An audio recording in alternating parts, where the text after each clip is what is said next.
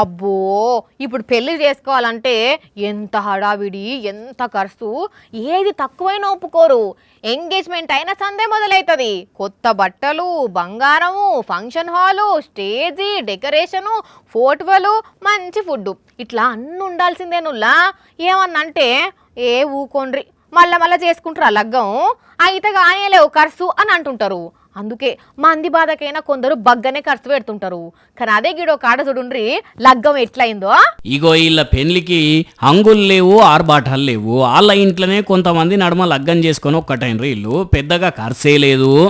పెళ్ళంటే మినిమం సందడు ఉండాలి కానీ మరి ఇంత చిన్నగా చేసుకుంటారా అంటే వీళ్ళ ఆలోచన చాలా పెద్దది. అవునుల్లా లగ్గం కోసం లక్షలు ఖర్చు పెడితే వచ్చిన చుట్టాలు తినిపోతారు. కానీ అటెంక మన పరిస్థితి ఏంది? ఆ అప్పులు ఎవరు కట్టాలి? లైఫ్లో ఎప్పుడు సెటిల్ కావాలి? అందుకే ఆ ఖర్చు వద్దని ఇగో ఇట్లా చిన్నగా లగ్గం చేసుకోవాలని అనుకున్నారట. అందుకే ఆ పెళ్లికి పెట్టాలనుకున్న పైసలతోని సొంత ఇల్లు కొనుక్కొని ఆ ఇంట్లోనే ఇట్లా చిన్నగా లగ్గం చేసుకున్నారు. ఇప్పుడు మాకు సొంత ఇల్లున్నది అని గర్వంగా చెప్పుకుంటామని పట్టిండ్రు. అదే ఈ పైసలు లగ్గానికి ఖర్చు చేస్తే ఇల్లు కొనకపోయేటోళ్ళట. ఇప్పుడు ఈ వార్త సోషల్ మీడియాలో వైరల్ అవుతుంటే దీన్ని చూసి అబ్బా ఏమన్నా ప్లాన్ చేసుకున్నారా అని కొందరు అంటుంటే, పెళ్ళంటే జీవితకాలం గుర్తుండిపోయేటట్టు ఉండాలి కానీ గీదేంది పైసలు ఓ రోజు ఉంటాయి ఓ రోజు పోతాయి, ఇదేం నచ్చలే అనుకుంటా కొంతమంది అనబట్టిండ్రు. కానీ ఏదేమైనా వీళ్ళకు మన గరం వార్తల తరపున హ్యాపీ మ్యారీడ్ లైఫ్.